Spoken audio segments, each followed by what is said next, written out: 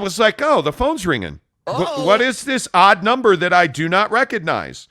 The odd number I do not recognize turned out to be one of our guys at the Utah Jazz. Who the fuck are you? And the interesting part about that was he was really upset. Okay. I love that drop, by the way. He was really upset. Uh-huh. And it had to do with a tweet where I tagged Ryan Smith, the owner of the Jazz, about their yellow uniforms. Right. Because they put up a picture of Fontecchio. Yeah, Fontecchio. Wearing all the jerseys but the yellow one. Right. So the black, that terrible white practice jersey, and then 2 in the same Purple Mountain one. Because, they're pandering to fans with the Purple Mountain jersey, right? Right. Notably absent was the yellow. And notably, a lot of fans were talking about it. So we were like, okay. So I tagged Ryan Smith and I said, hey, you told us the yellow was awesome. And now we haven't seen or heard of it in months. Right. If you tell us it's awesome, we're going to believe it's awesome. So start telling us how awesome the yellow jersey is. We were saying that. And I just said, at Ryan Qualtrics on Twitter, let's go, with Right. an exclamation mark. Right. So we were told that they were not happy with the media talking about the yellow jersey. There was a whole conversation about how the yellow jersey and the uniform reveal and the uniforms themselves has caused great divide in the Jazz offices. And like, it was this whole thing. And I got to tell you, I don't get this at all. Uh-huh. You put, I would think, is it millions of dollars into these uniforms? A certain financial figure. You put a significant financial investment into your new uniform. Right. And really into the rebrand because you did the practice facility. Like, you did a lot with this. And, okay, it is what it is. Do we not like it? We don't. But here's the thing. It's marketing, right? And this, I guess, is my question for Jazz fans in the comments. If the Jazz tell you it's awesome, is it awesome? Yeah, 9 times out of 10 it is. And when you say the Purple Mountain uniforms are awesome, guess what? Fans rush to the store and they try to buy the Purple Mountain uniform. And when you wear the black uniform and you tell us they're awesome, we say they're awesome, right? Yeah. Yeah. Why are they not pushing this yellow uniform? Well, I think that there's a lot of frustration in the process, and I empathize with them. Like, I get it, I have to assume that there was probably, some shortcoming in their process when they were doing this. And again, that's not a criticism. I just think that that's part of business. There are times when you're trying to do something and you have challenges along the way. And I think that with this particular challenge or this particular task, it felt like, it kind of got shortcut, like where, you didn't really do a whole event and everyone was wondering why there was just sort of like this little video. And, there was a lot of fan angst about it, as we all remember. None of us were real thrilled with it. A lot of us were like, hey, like, this is it. Like, this is the rebrand. Like, that's all we get. And so I have to imagine, based on, some of the stuff that, we've been told, that, yeah, there was frustration in that process. So to me, it's like, you can go one of 2 ways. To me, I'm a big believer you got 2 choices. Option A is like what you were saying. Hey, full steam ahead. Don't really care if the fans like it or not. This is what we're going with, and we're going to push the hell out of this thing. That's right. And eventually, probably 4 or 5, maybe even 6 months down the line, midway through the season, it's going to pick up steam. And fans are going to know and love this, and everything's going to be great, and we're going to have Colin Sexton posterizing someone in this yellow uniform. You know what I mean? And so that's option A. Option B is to try to erase it from everyone's memory by just simply not acknowledging its existence, which kind of, makes people ask some questions. So my whole thing here is I'm not even looking to criticize the organization. I'm not, to me, yeah, did they do a poor job with it? Yeah, but that's, that's water under the bridge at this point. We all know that it happened. Great, whatever. I'm just not really interested in that part of it anymore. But what I am interested in is this conversation about business happenings at the Utah Jazz and what we're able to see from our perspective, our side of the organization, which is that the jersey thing happened. You basically tore the roster down, and now we have what we have. Ryan Smith has brought in, the minority investment firm to buy a piece or really contribute a piece, to bring in some liquidity. Ryan Smith also owns part of RSL and obviously owns the Jazz. So there's this whole conversation that frankly is sitting on the back burner right now. It's not top priority or anything like that, but to me there's a conversation about business operations and where money is going and how money is doing at the Utah Jazz. I haven't even brought up the TV deal portion yet, which I know they're pissed off about. I know that. I know that they're frustrated that, hey, this deal that was signed a decade ago is keeping them from having a full-on TV network. So my point in all this is that there is frustration. Things are not happening the way they would like them to happen. I think there is a divide, and I think it started before the jerseys, but I think it has to do with the jerseys. And as you look at them right there, I mean, we've seen that the white one on the far right, I think it's a practice jersey, right? We don't like that one. I don't have any problem with the black and yellow. I don't. Yeah. I don't hate that shirt. I don't hate the Purple Mountain. Listen, uniforms that have a base color of black generally don't fail. If you think about it, you think about the Miami Heat. You think about, the Bucks have a black alternate that they wear all the time. That's really nice. Black jerseys typically do really well. So, I mean, you just look at the yellow one and the white one. They just don't have a lot of soul to them. See, I actually don't hate that yellow jersey. I don't. And this is the thing that I question. And this is essentially what we've been reporting for 2 months. The Jazz have an internal divide over how that jersey design was handled. It was haphazardly put together. They did not have a plan. They did not execute it throughout the marketing department. The marketing department at one point this summer was wildly understaffed. Right. They did not, and there is some reporting that they have hired a full video team now. I don't believe that to be true, but it is what it is.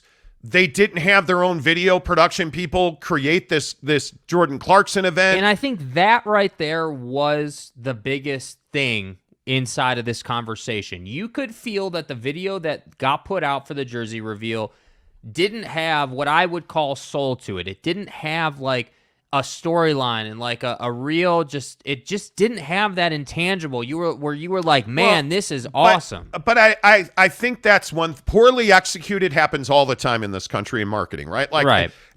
Across professional college sports, poor marketing happens all the time in every single market. Yeah, we see it all the time. You look at the Utah Jazz, it's not that it was poorly executed. There was no communication. It was very, very divisive inside of the organization. And now this yellow uniform, there's a lot of people in that building that like the yellow uniform. But the ones who count don't like the yellow uniform. Then there's the Purple Mountain jersey that you're likely not to see at any point this season because it was thrown in at the end because the leaks of the jerseys were so poorly done. Right. The reaction to the jersey leak was so bad that they threw in purple. And it was haphazardly done. They couldn't get them produced in time. They couldn't get them licensed in time. Right. So this is what you're seeing. And again, I'll put the jerseys back up. I don't think the yellow jersey's that bad. Right. I honestly don't.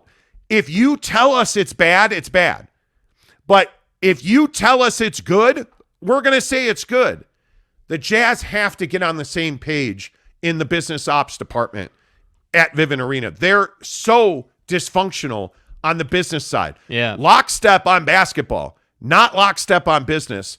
And if you're upset that the media, and I think it's hysterical that the media is having such an impact on this team, both positively and mostly negatively. Right. You look at their inability to communicate last year with the Tribune and all the issues they had with the beat writer at the Tribune and the thing, and justifiably so, but you look at the way it was handled. Right. You look at the way that the season-ending interviews were handled, the lack of transparency. This is becoming a common theme now. Right. That business is not getting done at a high level with the Jazz. And I struggle with it. Tell us those uniforms are great. And if you tell us those uniforms are great, we'll believe you. Yeah. But you're not telling us they're great. Because you're doing the exact opposite. You're hiding them. Instead of telling us how great they are, you're hiding them. And that's a problem. Utah Jazz Talk on the Monty Show is always presented by TryDayTrading.com/Monty. Try day trading. Yes, you absolutely should try day trading. I'm telling you, it's I would go as far as to say it's a life hack. There was a big story yesterday that I put out on my social media about how now there are tax savings for day traders. Yeah. That you can day trade. And a lot of day traders are multimillionaires because you can scale it to that level. So they don't work a 9 to 5 anymore. They're day traders. They go through programs like trydaytrading.com/Monty. They're going to teach you. They're going to mentor you. They're going to coach you. And then they're going to allow you to trade with their own money. Yeah. And then once you're comfortable, you're going to start trading on your own, right? And what happens is you scale up into being a millionaire. And there are now tax savings and programs to help you save tax money as a day trader. I'm telling you, if you have not looked into this, why are you waiting? The people who listen to this show that have gone to trydaytrading.com/Monty have loved it. And if you don't want to take my word for it, take Alema Harrington's word for it. Alema Harrington here. I've been in the broadcast business going on 30 years now. And after that amount of time, you start to be able to pick some winners. I want to share a winner that I'm aware of with you, and that is my guys at Try Day Trading. They're going to teach you how to trade, and then they're going to let you trade using their money and then split the profits with you. That's a pretty winning deal. If you want to register for a free webinar, all you have to do is go to trydaytrading.com/Monty. So for more information, it's trydaytrading.com/Monty. We'll see you there. Hook it up. Utah Jazz Talk on the Monty Show is presented by Try Day Trading. Trydaytrading.com/Monty. Let's get your thoughts in here. Bubba Sizemore. Good morning, Bubba. Size, you have more size. Okay, that's cool. Sizemore. Jazz have had terrible uniforms forever. See, I totally disagree totally with that. disagree. I think they have had some of the cleanest uniforms. The white, yellow, green, and I'm going to call it gold. The white, gold, green, pinstripe, I think the Jazz have had clean uniforms. The Stockton and Malone Mountain, Purple Mountain thing, sure. I mean, you're probably split on that. Okay, I'll even give you that. I think the City Edition uniforms last year, yeah. I think those blue Navy uniforms that they wear, I thought that was one of the best uniforms in the NBA when they were wearing that. Look, I think that the dynamic that's at play here is twofold. Number one, the jerseys that you rolled out with are such a stark difference from what you had that is obviously shocking, just generally speaking, to the fan base. Number one. Number two, the fact that the blue jersey, the orange, red, yellow gradient jersey, I think is that the City Edition? I think it was. That gradient jersey, that was a fan favorite. And so when you think about guys like Donovan and Bogey and Rudy and like this team that they had that went to the playoffs for 5 years in a row, that Clipper game where Terrence Mann went off, I believe you were wearing that gradient jersey, right? When you think about the biggest moments in the last 5 years, you were wearing the gradient or you were wearing the blue. And so when you go from those colors to this, not only have you cut the life out of the uniform, but it is a stark difference.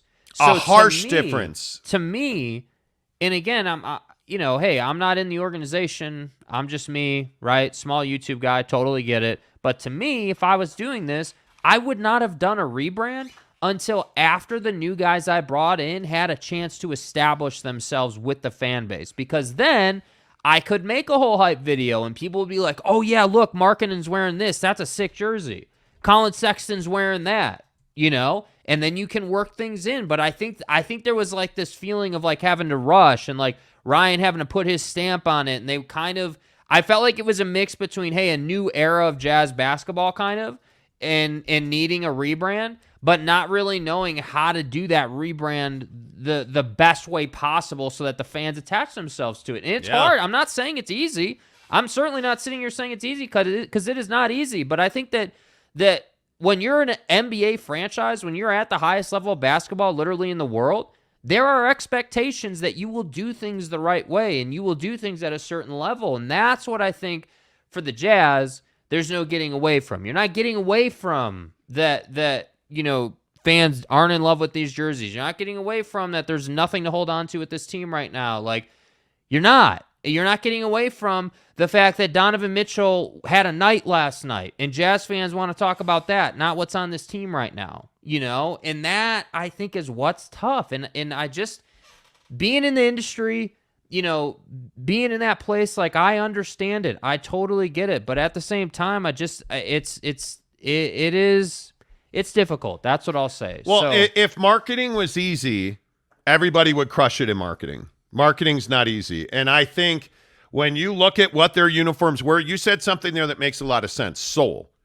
The uniforms that they have now lack soul. That to me is the single biggest problem with these duds, is that they're not. Your uniform has to be fire. I mean, there's just no other way. Your uniform is what fans remember about a certain time and place when something important happens. So, and listen, their uniforms have not always been bad. No. This uniform collection right here, that blue jersey on the left is fire. Yeah, I love that. That is what every Jazz fan right now knows and loves. The blue, even the white one, is fine. I've never been a fan of that particular green one. I don't like or that the green other one. green one that was a bit brighter. I've never been a fan of the green, but I think that blue and white combination has always been what the Utah Jazz have been, and I don't feel like you had enough of a reason to do the rebrand. Like, I understand, hey, if you're a playoff team with your new group and you're doing new things and you've moved on from the Donovan Rudy team that you had, okay, yeah, I get it. We got to rebrand a little bit here.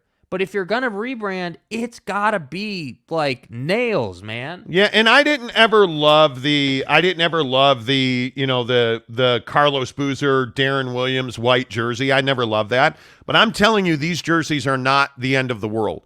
The Purple Mountain next year, the black and the yellow and the white this year, you should be wearing that yellow jersey. And the problem is they lack soul.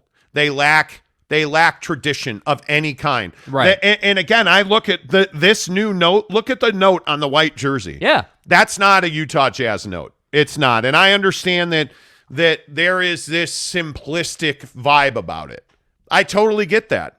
That's not a Utah Jazz note. That's not. And I think that's the biggest issue. If your biggest issue was the shape of the note, but the rest of the jersey was fire, you could deal with that. Sitting here. You could deal with that. Here. Yeah, no doubt about it. Renee Roca says the Jazz have good colors. It should be easy. I agree. Boyd Lake says too many executives fail to appreciate how hard good design is. Oh, agreed. And 100%. it is absolutely difficult. Yeah, it is absolutely difficult. Execution. Loverin, what's up? He says, has Vivint been updated in the last 10 years? Yeah, multiple times. They've done upgrades. They're doing upgrades now. The building's going to look completely different. The visuals, the boards, the ribbons, there's a new entertainment plaza. They're doing a lot. Yeah. Mike Chase says, those jerseys suck. I will never buy one. Really? Eric and Rowley says, Monty, ... Oh, boy. We all have eyes. Those jerseys are not great. I'm not telling you these jerseys are fabulous. I am not telling you that. What I'm telling you is the purple, black, and yellow are not the end of the world. The black jersey is serviceable. Are they spectacular? No. Absolutely not. I'm kind of with you on this yellow and white thing. I almost feel like the yellow is, at least it has some character to it. Oh, it's way better. That white on the far right. The white is just so lifeless. Dude, man. it's garbage. The white is the bad one. The yellow is not the bad one. The white one is the bad one. I feel like if the Jazz, one of the things I thought they should have done with this yellow uniform back when we were talking about when it first came out, I felt like what they should have done is they should have dressed the whole arena with the yellow uniform to roll it out. What you should have done is you should have put a yellow jersey on every chair in that building. You should have done is you should have spent the money and had an event. Right. You didn't have an event. You didn't have. And again, I'm not telling you to keep going back to Stockton and Malone. Yeah. You should have had Stockton and Malone there. You should have had your legends roll out in those new jerseys. But they knew they were trading Don and Rudy, and I think that's why that they could didn't want be. to do an event. That could be. But are you telling me that you couldn't have at the time Donovan Mitchell be part of that? Okay, Don won't do it. Okay, great, no problem. Are you telling me you couldn't have gotten Jordan Clarkson to stand next to John Stockton? Well, no, you could have had JC there. Are you kidding me? Yeah. And that's my biggest issue is that you don't have history. You don't have tradition. You don't have soul. These are not our Utah Jazz men. Yeah. That's the problem. Yeah. This is not our Utah Jazz team. I said it the other day, and everybody said I was being a dick about it. I'm telling you, I'm not. This team, they're all anonymous to us. These jerseys are not Jazz jerseys. They're jerseys that say Jazz, but these are not Utah Jazz jerseys. These are not Utah Jazz players. What am I getting attached to? Again, the word that you use that I think is perfect is soul. Yes. There's no soul. It lacks soul. It lacks love, warmth. You completely forgot the basic principle of marketing, which is empathy. Have empathy for your end user. Yes. What is a fan going to hang on to if they walk into the team store? Yes, you needed purple uniforms. You needed a retro it's a throwback. prerequisite. It should be there every year. But if you go to like the Suns Instagram, Mrs. Monty and I were having this exact discussion last night, and I said, pull up the Suns Instagram account. It's one of the worst in the NBA. Yet, what do they have? They have DeAndre Ayton, one of the most controversial players in their team right now, wearing the throwback Charles Barkley Sunburst uniforms. Yep. And they have him in a retro And admittedly, vibe. it looks good. It looks good. Yeah. What did you get from the Utah Jazz? You didn't get the Purple Mountain retro vibe because it was an afterthought. So now I think the conversation shifts to what's the contingency plan? What is the, hey, yeah, all this happened, so how do we move forward? Yeah. To me, I'd be going all in on my guys now. I'd be saying, okay, here's who I'm looking at. But look at what Mark Rasmussen said. Who the F are these guys? Yeah. You have nobody to hang on to. And this is why I ask, did you really think through trading Donovan Mitchell? Who the fuck are you? Did you really think through that? Who the fuck is that guy? Did you really ask yourself, well, we have the All-Star game in town. Okay, Jordan Clarkson's our guy. Go all in on Jordan Clarkson. I want to see Jordan Clarkson wearing a yellow uniform. Yeah. I want to see Jordan Clarkson wearing a black uniform. I want to see Jordan Clarkson wearing that practice jersey white uniform. But we haven't seen a single, and go look, because I looked last night. We have not seen a single Jazz player wearing a yellow uniform. Not once. Yeah. Why? Look here, man. Why? I just don't understand Well, it. I think really we don't. know why. I think we know why. I think we have a very clear understanding of why. They obviously based on their actions, they don't feel like the yellow jersey was one the fans liked, which is pretty obvious at this point. But at the same time, I think your point about, the core fundamental of marketing is not, and I'm probably going to sound like an a-hole saying this, but marketing is not about what the end user thinks when you roll something out. Yes. Right? Marketing is about making the end user like the product, even if it's not very likable. Yes. That's the thing. And so there was a moment, I'm sure, inside the organization when everyone was in a boardroom and said, hey, this is the design we're going with. What do you guys think? And everyone's like, well, supply chain, we don't have time to make another jersey, so yeah, we'll go with it. But it never felt like to me they were fully in on this, No, it and didn't. like fully behind it. That's my thing. Yeah, I just wish they were more passionate about it. I really do. Jeremy Bolton, wow, comment dump. Jeremy Bolton says, Monty, are you saying that the Jazz don't have tradition, spirit, and honor? I whatever do you mean? With all due respect. Yeah, Tanner Plummer says, I don't know, Mont. This current team is starting to grow on me like a fungus. They're starting to grow on you.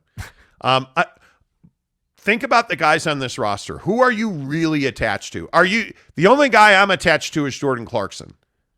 I'm not attached to Mike Conley. Who else? Like Azubuike, Jared Butler. I'm not attached to any of these guys. And I just think that when you look at who the best players on this team are, it's Colin Sexton. It's probably Lauri Markkanen. Yeah. They've been pushing Markkanen.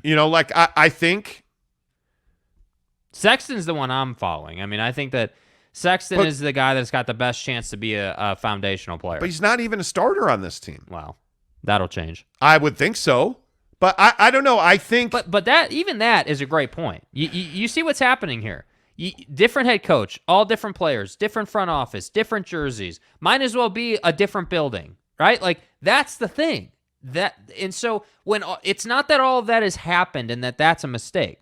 The mistake is not, as you said, empathizing and working in some hallmark things to keep your fans engaged. Because I'm telling you, I was watching Twitter last night, bro. I know for a fact that Jazz fans are not interested in talking about this team. No. They're more interested. I had a conversation yesterday with someone who's lived here his whole damn life and is more concerned about Rudy Gobert on the Minnesota Timberwolves and how that's going to work out because Rudy was his favorite player than how this current team's going to work. There's no doubt. Like, if you were on Twitter last night, you saw it was about Donovan Mitchell. Yeah, Donovan, And- by the way, you were 100% right on Donovan. Donovan, it looks like a cold-blooded killer right now.